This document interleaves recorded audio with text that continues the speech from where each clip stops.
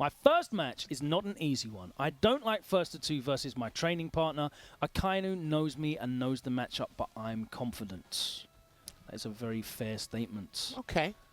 I like that he's acknowledging as well, you know, the threat that Akainu is, because I think on the world stage, people might not be as familiar with Akainu.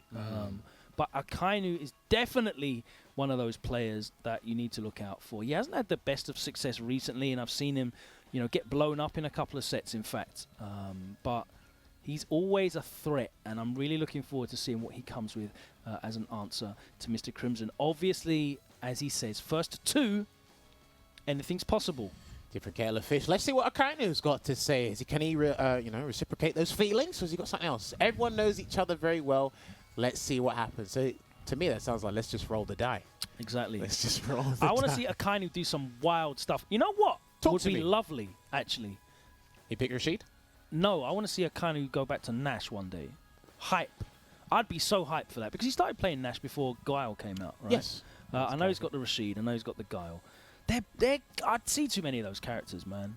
I'm hyped for Nash. To be fair. After South America, after a man like Frozen and Ronaldinho, BR, yeah, I'm hyped for Nash. There is a Nash in the bracket. You will see a Nash very soon. Do not worry, that is coming. And again, I kind of got to agree with Logan. I'd like to see some of the guys that played Nash in the early days return back to him. You know, Shax, Akainu. Of course, Shax had one. You can have it there as a pocket, but he's going to go. Got Sim Guile. This is going to be an interesting one. He's gone for the V-Skill 2, which I guess gives him at least something to make Mr. Crimson think if he takes to the air. Yeah, because he won't be able to mindlessly do crouching medium punch as well. And I actually see Daigo uses a fair bit against all the zoners as well. That was punishable. Yeah, that was very high up. Yeah. Gotta be careful, that is negative. I remember when that thing first came out, no one could deal with that. No, I mean, there's situations where that can be up to, like, is it -6 or 7 if it's that close and that high? Close. But at the right distance, it was incredibly hard to deal with. Really, really close to deal with. Out there, gets a grab as well. Throw, I like that. Medium. Yeah, substantial life lead here for Crimson, not going to overextend at the moment. Like I said, these guys know each other insanely well. So they'll know when to overextend, when to take those risks, and when not to. Yeah, one of the big things in this matchup is once Guile gets in, he hasn't got the ability to maintain his turn. And I think that really benefits him a huge amount. You know, I think Rashid's definitely a better pick in this matchup, but Akainu is absolutely more comfortable using Guile. Sometimes it's comfortability over, like, I just think he has trouble, like, maintaining his turn as he absolutely punches the bejesus out of him in the corner. And you know it was through a jump. Everything hit. That was through a jump. Literally everything hit. Here we go. All right. Gets a flash kick on the float. Good break there from Crimson. Going to turn and do a bazooka knee. I don't think that was +1 on block. But he's going to maintain this corner positioning anyway. Gets another bazooka knee. Good challenge there from Mr. Crimson. His challenges on defense are exceptional as well. He really knows. And I remember Punk and a few other players were telling me about this. Is like, you really have to know when to press that stand jab, when to press that crouching jab on defense. It's a big deal. It can be an absolute game changer. CA is available, but he's not going to spend it early. I lied to you, or he will do it. Can you get the roundhouse after this? Okay. Whoa, that was delightful. Obviously, flash kick doesn't care what side you're on. Sweep him. Okay. No! That had to be jab into boom activate, right? Yeah, probably. Yeah. He didn't want that jab into raw activate, not a thing. Fortunate there for Crimson. I do think if he's peppering away with those stand medium kicks, I think you can try and risk a sweep there. The only thing he's going to do from that range is press medium kick again. Try and get the crush counter, you know? He's just going to walk forward. Okay. And there's that float. Yeah. Stand medium kick away again. Oh, okay, that was a poorly slide. Yeah, that was a poorly spaced one. I don't think Akainu can do that. It's away with it. Oh. There's the Gale. He was rinsing that in Red Bull Kumite, and that is an amazing piece of tech for Dhalsim, by the way. Just do the EX Gale to kind of put up a huge wall. Nice jump. He's waiting for it. Also saw him use the V-Skill 2 a little bit with Sim, which you don't really see a lot of Dhalsim. I think Didimo Koff and Arturo Sanchez are probably the two that I see use it the most. Dankadias as well sometimes. Not really so much Mr. Crimson, but he was really impressive with his use of that as well. He used it against Vega Patch. Yeah. He'll use it against 1 or 2 other zoners like Poison and probably Manat as well.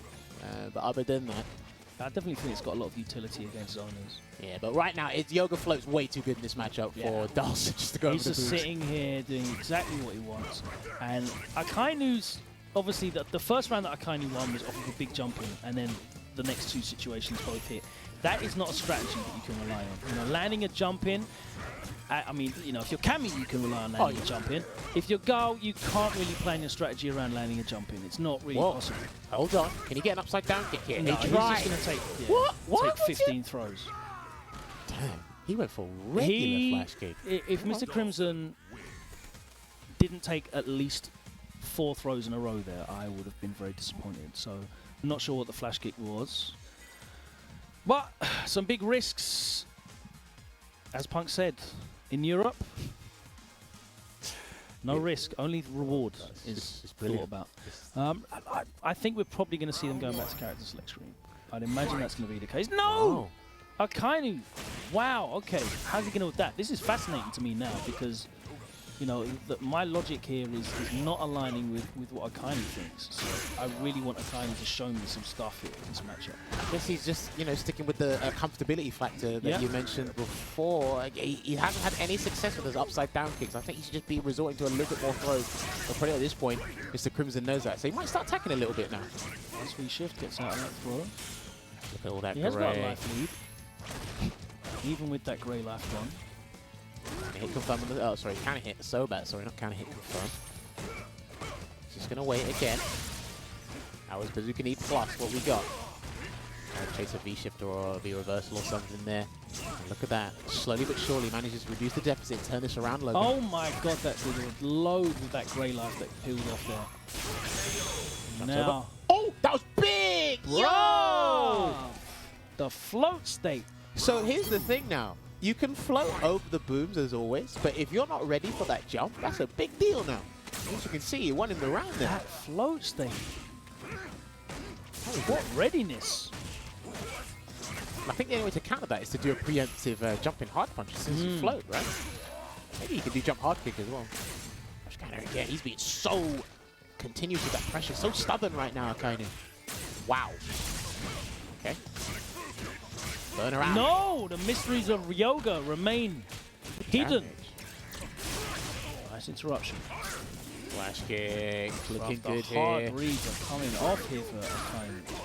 Burner again! Oh my god, no, that could be big! So oh close. my, where's your Oh no! Look at the red! Look at the red! Oh my god! No way! Oh, Akainu! That was the worst decision you ever made in your life. Someone called high fight immediately. What the? I can't swear. Oh my god.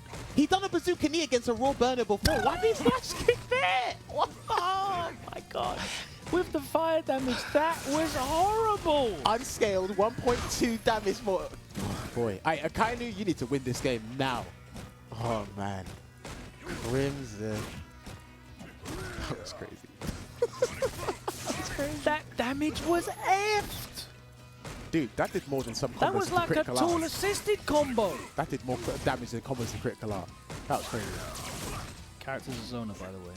Good reversal, even if the pushback wasn't that great. Hopefully he's got him in the corner. There's the crush counter. No. Flash kick. All right, what's it going to be? Throw him. Oh, I'm telling you, Crimson's going to take throws. There you go. Oh my god. Damage hit. Throw will end it. He went for the upside down kick. He doesn't want to throw. Oh man, that is crazy. Oh my god, and another crush counter from that spinning back fist. Akainu.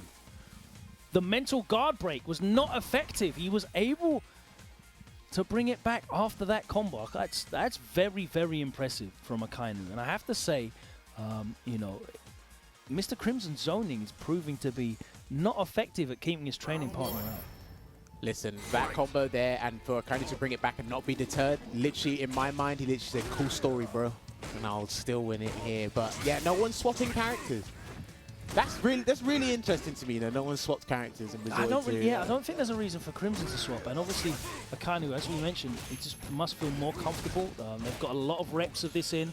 If someone's your training partner, then you definitely know everything is there is to know about the matchup. That was a punish on the jump light punch, by the way. That Suki did, because not much blocks done. He was still landing, so funny. I think Mr. Cruz he's been taking too many crush counters. He from has. the He's forward hard really counter. afraid of that. Yeah, the back fist. Good jump out there from Akainu. He's probably going to be looking for another It's great jump in, that though. character that has the spinning back fist also has a back fierce that is not the spinning back fist. Yes. A tongue twister, if ever there was one. Let's see if he's going to try and sweep again. What is that called, by the way? Which one? The duck that.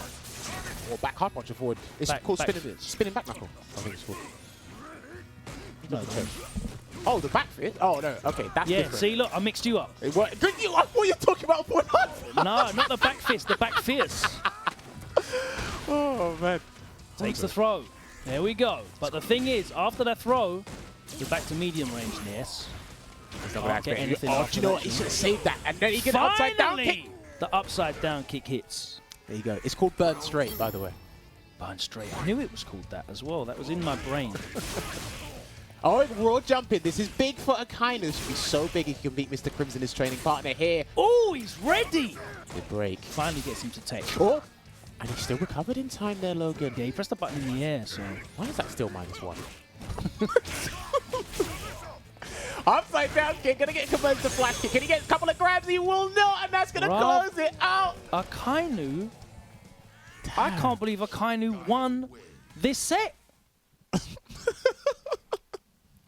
Oh man, that's brilliant. If I was to go back and analyze that set as well and find out what Akainu did specifically, it would be he jumped in on Dhalsim. How? Like, how? He stuck with plan A. He jumped. He still kept doing upside down kicks. No grabs. That is one of those things where it's like, No grabs. you can't really study that matchup. That is two people that play each other all the time. And there's layers on what's going on there that are beyond the basic fundamentals of that character matchup. Because for me, that was way too easy to get in for Akainu.